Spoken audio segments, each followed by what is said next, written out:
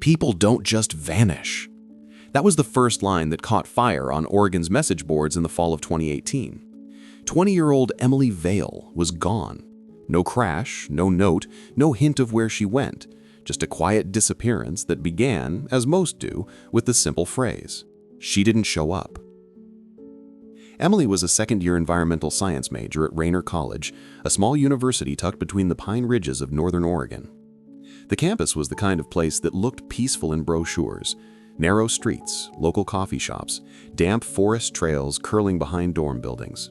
In October, fog rolled in so thick you could hear your own footsteps echo before you saw where they landed.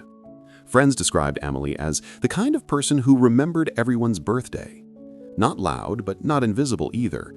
She hiked on weekends, volunteered at the animal shelter, and documented almost everything she did on her small photography blog, a page called Through Quiet Places. Her last post was uploaded on October 19, 2018. The forest feels different lately, colder somehow. But maybe that's just me.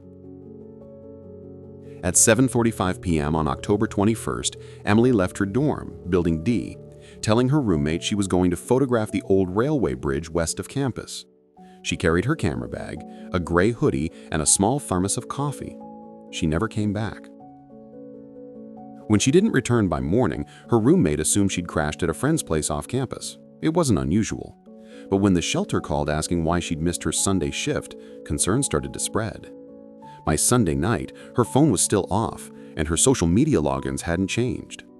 Campus security searched the trail behind the dorms, the one that led to the bridge, but found nothing except a crushed paper cup and tire tracks from a maintenance truck. It rained that night, heavy enough to erase smaller clues. Born in Eugene, Oregon, Emily was the youngest of three.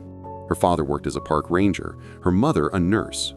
She'd grown up outdoors, hiking, cataloging birds, sketching streams. That background made her disappearance harder to explain. She wasn't careless in nature. She knew when to turn back before sunset, when fog meant danger. Detectives later said that her routines were too neat, almost predictable. She called her mom every other night. She posted to her blog at least twice a week. And yet, after October 19th, total silence. The Cedar Ridge Bridge, the place she mentioned, was a relic from the 1940s, a half-collapsed railway over the river. Local kids dared each other to walk across it at night. Emily, by contrast, photographed it in daylight. Moss growing over steel, water reflecting like glass. Search teams reached the bridge early Tuesday. They found her backpack halfway down the trail, unzipped, camera missing. Inside were 2 granola bars, her thermos, and a folded piece of paper that turned out to be a printed map of hiking routes she had already walked months before. A footprint near the edge matched her shoe size, but nothing else was certain. The bridge railings had rotted through years earlier. If she'd fallen, the river current could have carried her miles downstream. Divers searched for 4 days, nothing. By the end of the week, speculation filled every corner of town. Some thought she'd staged it, a self-chosen disappearance. Others whispered about a white pickup spotted near the trail that evening. Her friends rejected both. One of them, Jonah, said she'd been planning a photo exhibition the next month. She had everything set. Why would she run?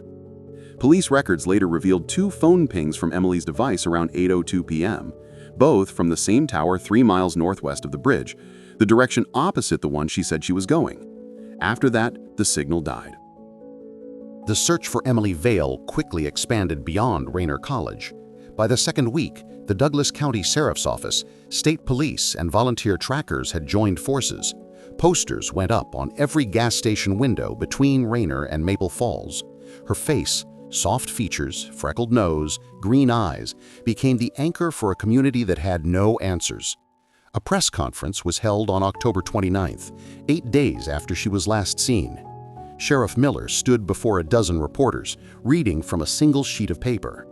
"We have no evidence of foul play at this time. We are asking residents to report any sightings of a gray hoodie, a Nikon D5000 camera, or any items belonging to Miss Vale." He avoided questions about the phone pings. 2 hikers came forward, saying they saw a girl matching Emily's description near the trail entrance around 8:10 p.m. They claimed she wasn't alone. A man in a dark jacket walked a few feet behind her, carrying what looked like a flashlight. Their statements were taken separately. Both insisted they hadn't seen his face clearly. A week later, one of them retracted her story entirely. On a morning news segment, the anchor summarized it bluntly. The lack of clarity only fueled online theories. Reddit threads dissected every photo she had ever posted, zooming in on background figures, reflections, anything that could hint at who she was with. On November 2nd, 2 weeks after her disappearance, a local fisherman discovered something caught in the reeds along the Cedar Ridge riverbank. A partially waterlogged camera. It was Emily's. The SD card was damaged but recoverable. According to the police report, the card contained 37 photographs, all time-stamped between 7:58 and 8:11 p.m. on the night she vanished. Most were of trees, the bridge, the river mist, but the final image, blurred and dark, appeared to show the faint shape of a person at the edge of the trail, facing the lens. The photo was never released publicly. When asked why, Sheriff Miller said only, "We have nothing conclusive in that picture. We don't want to feed unnecessary panic." Still, by mid-November, the figure in the photo had become a local legend. Investigators interviewed Emily's roommate 3 times. Each time, her statement changed slightly. First, she said Emily left at 7:30, then 7:45. Finally, she said it might have been closer to 8. On the 3rd interview, she admitted that she'd been on a video call when Emily left, not in the room. She couldn't confirm the clothes Emily was wearing. Detectives also found a second set of tire tracks about 50 yards from the original search zone. Deeper, wider, from a truck with off-road treads. Those tracks led toward an old service road that hadn't appeared on recent maps. A local hunter told police that part of the road was blocked months ago, but when officers checked, the gate was unlocked. By November 10th, the story had gone national.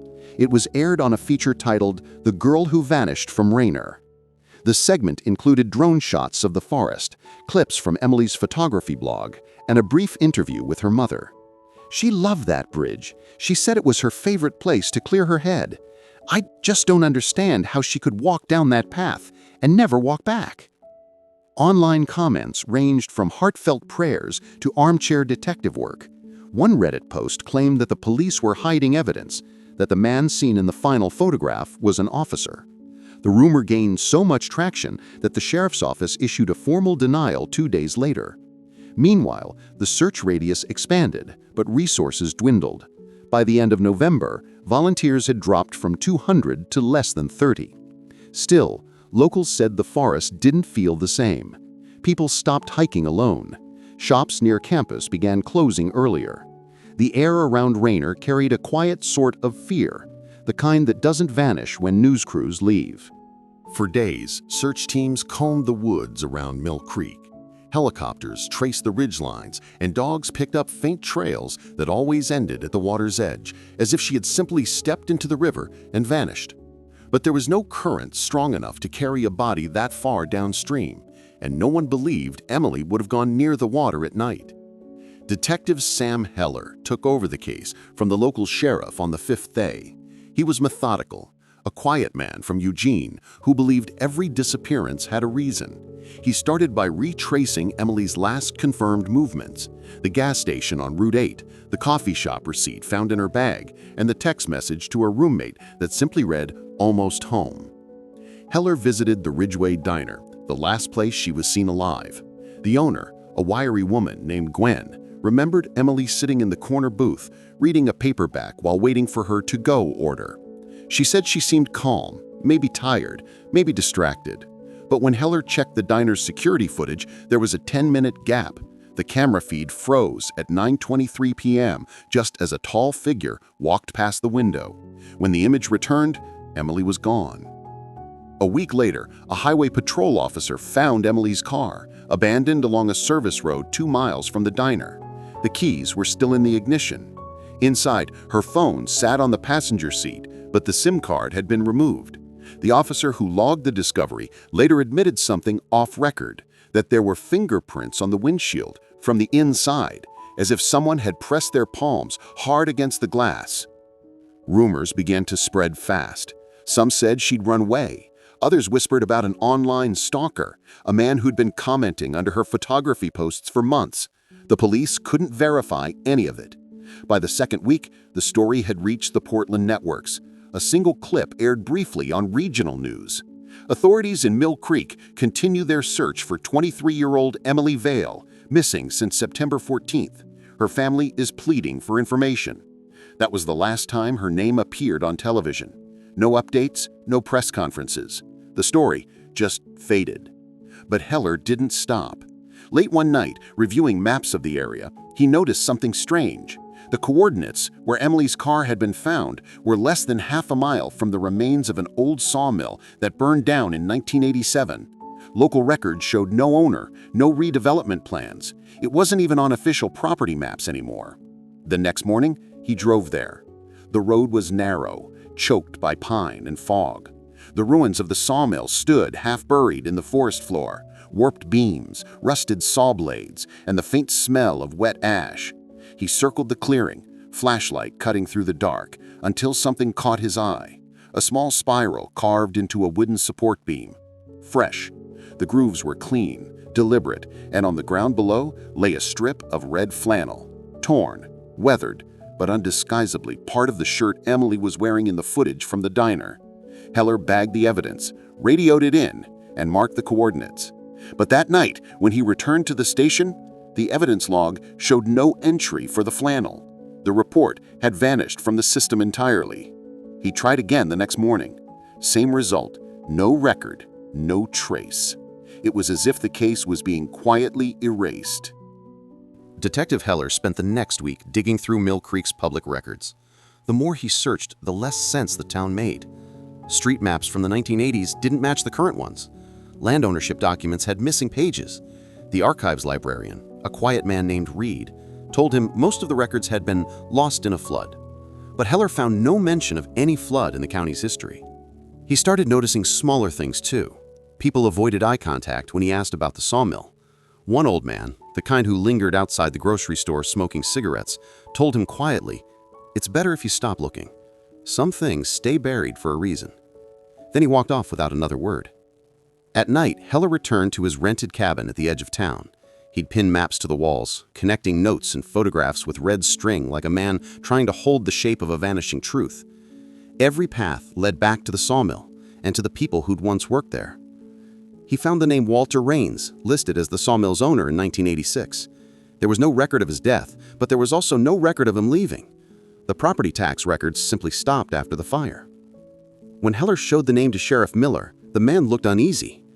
Raines was a recluse, Miller said. He had some unpleasant stories about him. Folks said he used to hire runaways, people no one would miss. When the mill burned down, they figured he'd gone with it. No one ever proved otherwise. 2 nights later, Heller returned to the sawmill site. Rain had turned the ground to thick mud. He stood where the flannel had been found, flashlights scanning the ruins.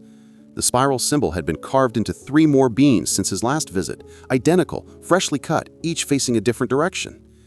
He took photos, recorded timestamps, then checked his phone's GPS log. No signal.